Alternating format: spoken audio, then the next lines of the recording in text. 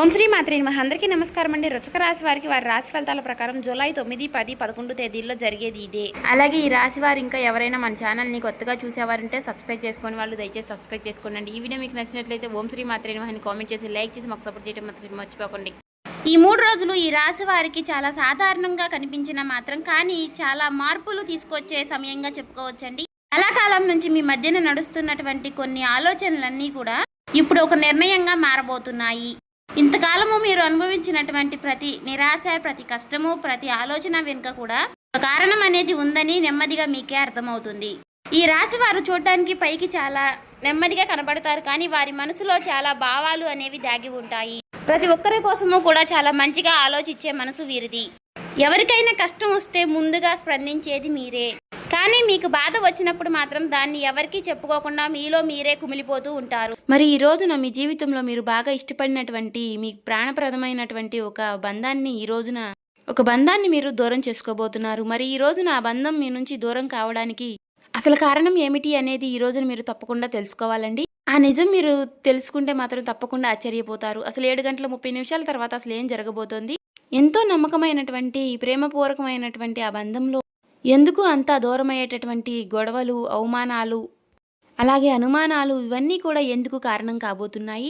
మీ బంధానికి మీకు తెలియనటువంటి నరదృష్టి, మీలో ఉన్నటువంటి మీ కోపానికి, మీకు విపరీతమైనటువంటి మిమ్మల్ని ఆ విషయంలో దోషిగా చూపించడానికి ఈ రోజున మిమ్మల్ని ఎక్కువగా మీకు అనుకూలమైనటువంటి పరిస్థితులు చాలా తక్కువగాను ఉన్నాయండి. అయితే ఈ రోజున మీరు భద్రశత్రువులుగా మారి విడిపోయేటటువంటి డెసిషన్స్ కూడా తీసుకునే అవకాశాలు ఛాన్సెస్ ఎక్కువగా కనిపిస్తున్నాయండి. మీరు ఎవరినైనా సరే సాధారణంగా ప్రేమిస్తే లేదా ఒక బంధాన్ని పూర్తిగా నమ్మితే మీరు మీ సర్వస్వాన్ని కూడా ధారపోసేలాగా ఉంటారు. అయితే మీరు పైకి చూడడానికి చాలా గంభీరంగా కనిపిస్తారు, కానీ అయితే లోపల మాత్రం పంతాల కోసం కాకుండా బంధాల కోసం ఏదైనా సరే చెయ్యాలని చెప్పేసి తెగిస్తూ ఉంటారు.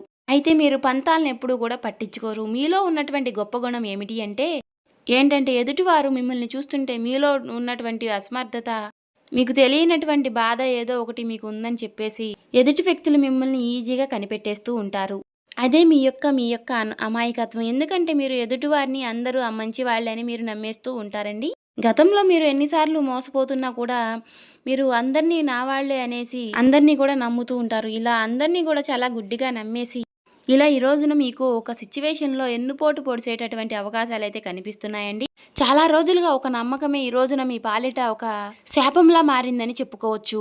మీరు ఎవరినైతే ఎక్కువగా మీ ప్రాణం పెట్టి నమ్మారో వారే మీ ప్రాణాన్ని వారే మీకు ఈరోజు మీ బంధాన్ని వెన్నుపోటు పొడవాలని చూస్తున్నారు. ఈ బంధం మీకు ఒక్క రోజులో దూరం కావడం లేదండి. గత కొన్ని నెలలుగా, కొన్ని సంవత్సరాలుగా ఈ బంధంలో కొన్ని చిన్న చిన్న పొరపాట్లు తరచుగా వస్తూనే ఉన్నాయండి.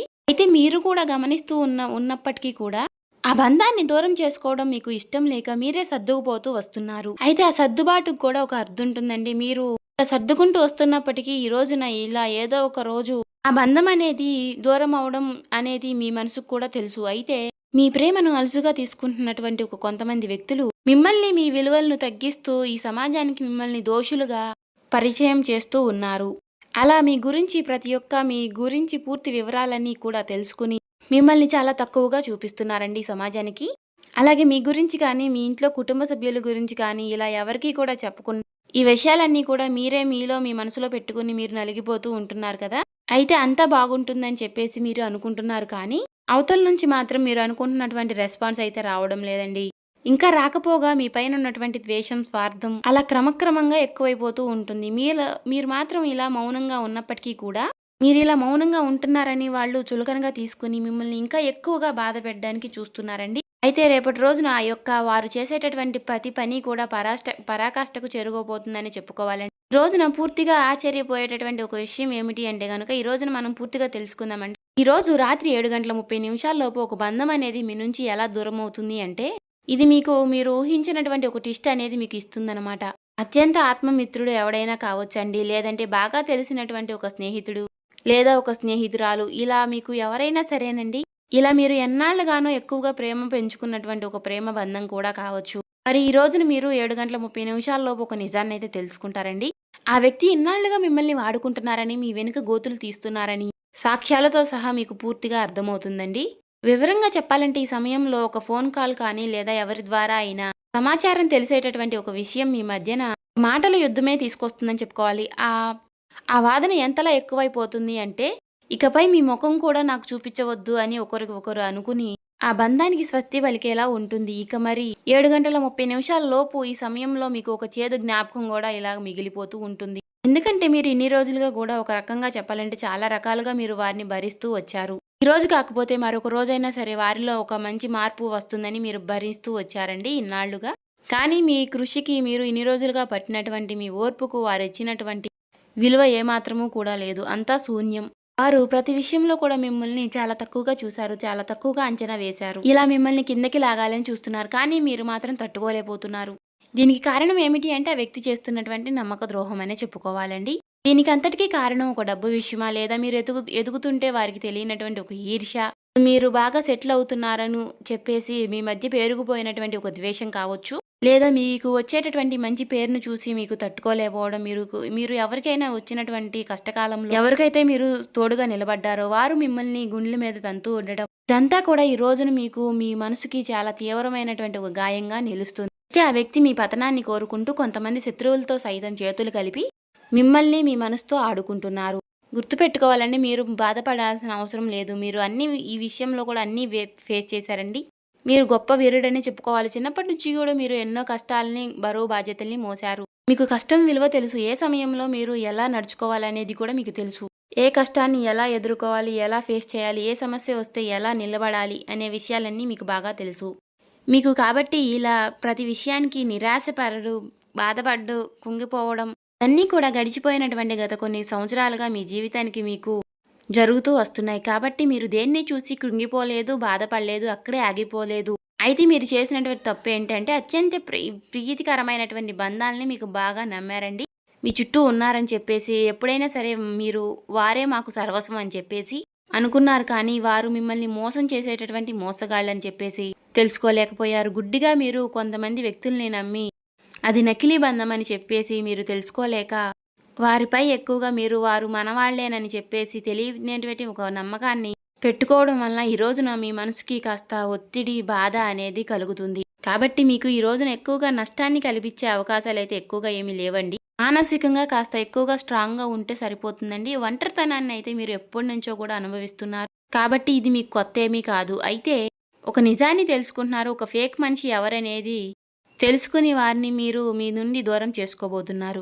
అదే ఇక్కడ జరుగుతుంది. కాబట్టి ఒంటరితనం అనేది చాలా మనిషికి గొప్ప విషయం. అయితే ఏ బాధలు ఎవరు కూడా మనల్ని ఏమీ చేయలేరు. కాబట్టి మీకు లాభ నష్టాలు ఏమిటి అంటే గనుక నిజాన్ని కడుపులో దాచుకుని పైకి ఏ విధంగా అయితే నటిస్తున్నారో అటువంటి ఆ బంధాలని దూరం చేయడం అనే చెప్పేసి భగవంతుడిని మీరు చాలా మేలు అని చెప్పేసి మీ మంచి మనసుకు వారిని మీకు ఆ భగవంతుడు కూడా మీ నుంచి దూరం చేస్తున్నాడని మీకు చెప్పుకోవడం చాలా మంచిది. కాబట్టి ఈ రోజున మీకు ఆ భగవంతుడు ఉపకారమే చేస్తున్నాడండి. బంధాన్ని దూరం చేసుకోవడం అనేసి చెప్పేసి ఈ రోజున మీకు మీ మనసుకి కొంచెం బాధగా అనిపించినా సరే ఈ రోజున కృంగిపోకుండా కాస్త ధైర్యంగా ఉండండి. అలాగే ఈ రోజున మీరు తప్పకుండా హనుమంతుల వారి ఆరాధన అనేది మీరు చేసుకోండి. ముఖ్యంగా ఈ రోజున ఓం హనుమతే నమః, ఓం శ్రీ ఆంజనేయ స్వామి నమః అనే నామాలను మీరు పఠిస్తూ ఉండండి. అలాగే ఈ రోజు దగ్గరలో ఉన్నటువంటి ఆంజనేయ స్వామి ఆలయాన్ని అయితే దర్శించుకోండి. మీ మనసులోనే తప్పకుండా స్వామివారి నామాన్ని, హనుమాన్ చాలీసా గాని పఠిస్తూ ఉండండి. మీ మనసు చాలా ప్రశాంతంగా ఉంటుంది. ఈరోజు మీరు ఎవరితో కూడా గొడవలు పెట్టుకోకండి. నేను ఒంటరిగా ఉన్నాను అనే చెప్పేసి పాత విషయాలను మీరు పదే పదే తలుచుకోకుండా ఉండండి.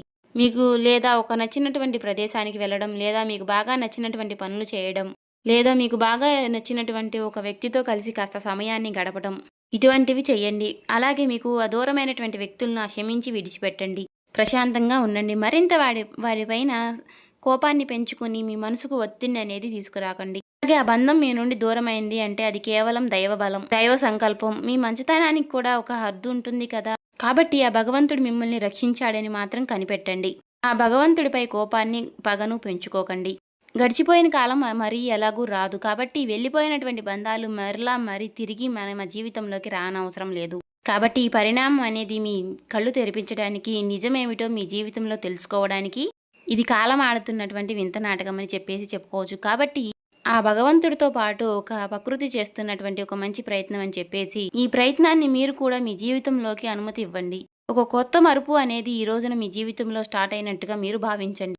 దానికోసం మీరు ముందు రాబోయే రోజుల్లో ఏ విధంగా ఉండాలి అని చెప్పేసి దానికోసం మీరు ప్రిపేర్ అవ్వండి. ఇక ఈ రోజున మీరు బయటికి వెళ్ళడానికి అప్రమత్తంగా ఉండండి. బాగా నచ్చినటువంటి ప్లేసులకు వెళ్ళడానికి ముందుగానే తెలుసుకుని అక్కడికి వెళ్ళి మీరు మంచిగా పీస్ఫుల్గా మనసును ప్రశాంతంగా ఉంచుకుని కాబట్టి నూతన వ్యక్తుల పరిచయం అనేది ఉండవచ్చండి. కాబట్టి మీరు అక్కడికి వెళ్ళినప్పుడు అన్ని విషయాలు కూడా షేర్ చేసుకోకుండా ఎంతవరకు మాట్లాడాలనేది మీకు తెలియనటువంటి విషయం అయితే కాదండి. చాలా జాగ్రత్తగా ఉండండి. కాబట్టి బయటికి వెళ్లే ముందు ఈ రోజున నుదుటిన సింధూరాన్ని ధరించి బయటకు వెళ్ళండి. అలాగే ఈ రోజున హనుమాన్ ఆలయాన్ని దర్శించి స్వామివారికి తమలపాకులను లేదా వడమాలను సమర్పించండి. ఈ విధంగా ధైర్యంగా ఉండండి. మనసుకు ప్రశాంతంగా ఉంటే ఎటువంటి చెడు సమస్యలు ఏ బాధలు కూడా మిమ్మల్ని ఏమీ చేయలేవండి. ఈ రోజున మీకు బాగా కలిసి వచ్చేటటువంటి ఒక దిక్కు వచ్చేసి తూర్పు దిక్కు ప్రయాణం అనేది మీకు ఈ రోజున బాగా కలిసి వస్తుందని చెప్పుకోవచ్చు. అదృష్టపు రంగులు తెలుపు, లేత గులాబీ రంగులు. చాలా అదృష్టంగా ఉన్నటువంటి రంగులు చెప్పేసి మీకు ఈ రంగుల్లో ఉన్నటువంటి వస్తువులు కానీ దుస్తువులు కానీ వాటితో మీరు బయటకు వెళ్ళడం వలన మీకు అనుకూలమైనటువంటి పనులు అనేవి పూర్తవుతాయని చెప్పుకోవచ్చు. అలాగే ఈ రోజున నువ్వుల నూనె దీపంతో శ్రీ మహావిష్ణువు ముందు సాయంత్రం వేళ సంధ్యా వేళలో దీపం వెలిగించుకోండి. మరి తెలుసుకున్నారు కదండి. తిరిగి మరలా రేపటి వీడియోలో కలుసుకుందాం. అలాగే నచ్చినట్లయితే వీడియో సబ్స్క్రైబ్ చేసుకొని లైక్ చేసి మాకు సపోర్ట్ చేయడం మాత్రం మర్చిపోకండి.